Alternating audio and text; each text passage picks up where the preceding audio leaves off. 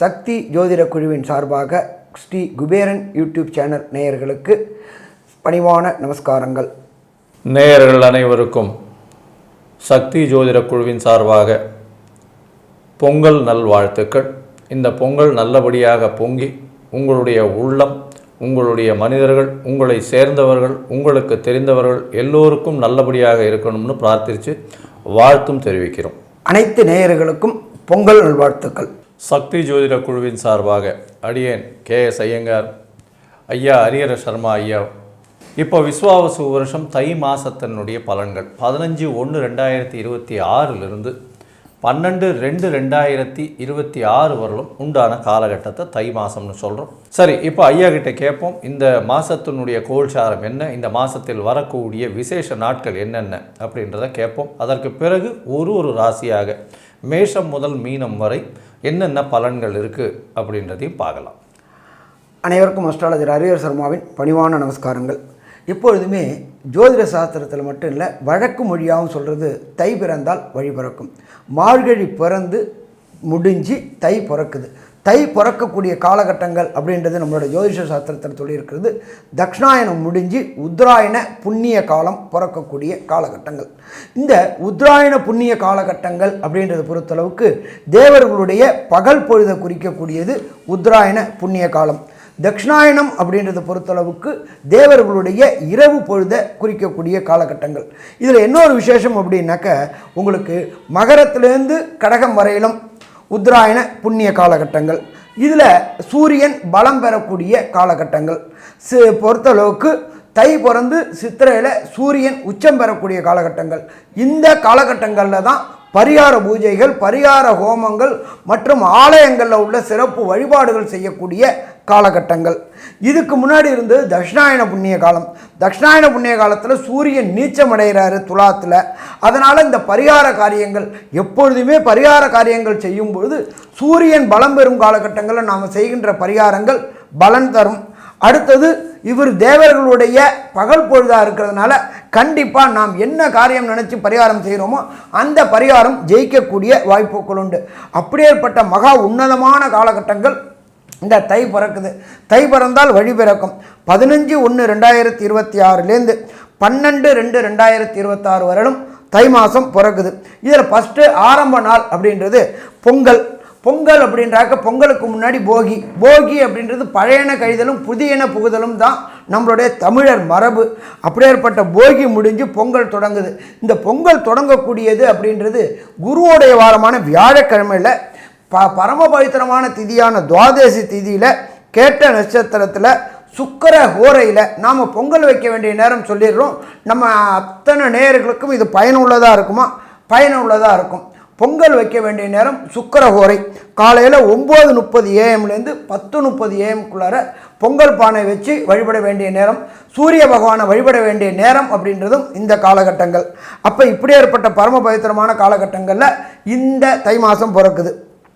இதில் இந்த மாதத்தில் உள்ள விசேஷ தினங்களை பார்த்துட்டு அடுத்தது கிரகங்களுடைய பொசிஷனை பார்க்கலாம். அப்போ மாதம் பிறக்கும்போதே பொங்கல் பிறக்குது. அதுக்கு அடுத்தது பார்த்தோம்னாக்க 16/1/2026 அன்னைக்கு பிரதோஷ வழிபாடு. அது தவிர கணு. இந்த கணு அப்படின்றது வீட்டில் உள்ள ஆண்கள் நல்லா இருக்கிறதுக்காக பெண்கள் வைக்கக்கூடியது கணு பொங்கல் அப்படின்றது பேர். அதே போல் நம்மளுடைய வளர்ப்பு ஜீவனான மாடுகளுக்கு பொங்கல் வைக்கக்கூடிய மாட்டு பொங்கல் மற்றும் கரிநாள் அப்படின்றது 16/1. அதுக்கு அடுத்தது பார்த்தோம்னாக்க அமாவாசையிலேயே விசேஷமான அமாவாசை தை அமாவாசை.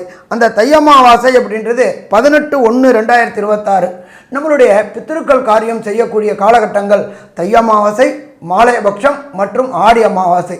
அப்போ பித்திருக்களுக்கு உண்டான காரியங்கள் செய்யக்கூடிய தை அமாவாசை பரம பவித்திரமான அமாவாசை 18/1/2026. இதுக்கு அடுத்தது பார்த்தோம்னாக்க 25/1/2026 ரத சப்தமி. அதே போல் 26/1/2026 எல்லா மக்களுமே எதிர்பார்க்கக்கூடியது. ஒரு காணி நிலம் வாங்கி ஒரு வீடு கட்டணும் அப்படின்னு நினைக்கக்கூடியவங்களுக்கு வாஸ்து பூஜை போடக்கூடிய நாள் 26/1/2026. அதுவும் பர்டிகுலராக போட வேண்டிய நேரம் அப்படின்றது 9:52 AM - 11:22 AM வாஸ்து பூஜை போட்டாச்சு அப்படின்னு சொன்னாலே கண்டிப்பாக வீட்டில் உள்ள தடங்கல்கள் அத்தனையும் விலகும். அதுக்கு அடுத்தது பார்த்தோம்னாக்க 1/2/2026 பௌர்ணமி மற்றும் தைப்பூசம். இந்த தைப்பூசம் அப்படின்றது வள்ளலார் ஜோதி ஏற்றக்கூடிய காலகட்டங்கள் அப்படின்றது தைப்பூசம். இப்படி ஏற்பட்ட உன்னதமான காலகட்டங்களில் தை மாதம் பிறக்குது. சரி, இந்த காலகட்டங்களில் கிரக நிலவரம் எப்படி இருக்குது அப்படின்னு பார்த்தோம்னாக்க காலபுருஷ தத்துவத்தின்படி 3ஆம் வீடான மிதுனத்தில் குரு பகவான் வக்ரகதியில் இருக்கார். அடுத்தது காலபுருஷ தத்துவத்தின்படி 5ஆம் இடமான சிம்மத்தில் கேது பகவான் இருக்கார். காலபுருஷ தத்துவத்தின்படி 9ஆம் இடமான தனுரில் சுக்கிர பகவான் இருக்கார். அதை தவிர மகரத்தில் சூரியன், புதன், செவ்வாய் இருக்காங்க. இதை தவிர கும்பத்தில் ஆட்சி பெற்ற சனியும் ராகுவும் இருக்கிறாங்க. இப்படி ஏற்பட்ட பரம உன்னதமான காலகட்டங்களில் இந்த தை மாதம் பிறக்குது. இப்போ நாம் பார்க்க போகிறது ஒவ்வொரு ராசிக்கும் என்னென்ன நற்பலன்கள், என்னென்ன தீய பலன்கள், அதற்கு உண்டான எளிய பரிகாரங்கள் எல்லாரையும் பார்க்க போகிறோம். கும்பராசி நேயர்களே, அவிட்டம், சதயம், பூரட்டாதி இந்த 3 நட்சத்திரம் 9 பாதங்களை கொண்ட ராசி. கும்பராசிக்கு பார்த்தலையினால் ராசியிலேயே சனியும் ராகுவும் சேர்ந்திருக்கு. என்ன ஒரே ஒரு விசேஷம்னா குருவினுடைய பார்வை. மன அழுத்தம் மிகவும் அதிகமாக இருக்கும். தீர்க்கமான முடிவுகள் எடுக்க முடியாத காலகட்டமாக அமையும். எடுத்த காரியங்களில் சற்று தடங்கள் வரக்கூடிய வாய்ப்பு. அதை தவிர பார்த்தலையினால் உங்களுடைய ராசிக்கு 12ஆம் இடத்துல 4 கிரகங்கள், அதாவது மாத கிரகங்கள்னு சொல்லக்கூடியது 4 கிரகங்கள், சூரியன், சந்திரன், அதாவது சூரியன், சுக்கிரன், புதன் மற்றும் செவ்வாய், இந்த 4 கிரகங்கள் இருக்குது. 12ஆம் இடத்துல சூரியனும் செவ்வாயும் இருக்குது. அதனால் வீட்டை விட்டு நாட்டை விட்டு வெளியில் போகக்கூடிய வாய்ப்பு மிகவும் அதிகம். கணவன் மனைவிக்குள்ளே சற்று பிணக்கு ஏற்படக்கூடிய காலகட்டமாக இருக்கும். பார்ட்னர்ஷிப் கன்சர்னில் பார்த்திங்கன்னா நிச்சயமாக செலவுகள் அதிகமாக இருக்கும். தேவையற்ற செலவுகள் கொஞ்சம் அதிகமாக இருக்கும். யாருக்கும் ஜாமீன் கையெழுத்து போடாதீங்க. யாரையும் நம்பி பொறுப்பை கொடுக்காதீங்க. நீங்களே முடிஞ்ச வரலும் செய்கிறது ரொம்பவுமே நல்லது. மன அழுத்தம் மிகவும் அதிகமாக இருக்கும். உடல் உழைப்பு ரொம்பவுமே அதிகமாக இருக்கும். உடல் உழைப்புக்கு ஏற்றார் போல் உங்களுக்கு ரிசல்ட்ஸும் வராது, இல்லை பண வரவும் வராது. அதனால் கொஞ்சம் பொறுமையாக செல்ல வேண்டிய காலகட்டமாக இந்த மாதம் அமைய போகிறது. தை மாதம் விஸ்வாவசு வருஷத்தில் பார்த்தீங்களேனால் 15/1/2026 12/2/2026 வரலும் உண்டான காலகட்டம் பொறுமையாக இருந்து கடக்க வேண்டிய காலகட்டமாக இருக்கும். ஏன்னா 12ஆம் இடத்துல பார்த்தீங்கன்னா 4 கிரகங்கள் இருக்குது, கேட்குறதுக்கு நல்லா இருக்கும். ஆனால் 4 கிரகங்களும் பார்த்தேனால் சூரியனும் செவ்வாயும் 12ஆம் இடத்துல இருக்கிறது அந்த அளவு விசேஷத்தை கொடுக்காது. இருந்தாலும் உங்களுடைய ராசிக்கு சப்தமாதிபதி 7ஆம் இடத்துல கேத்து போய் இருக்கார். அதனால் எதிர்பாலினத்தவரை நம்ப முடியாது.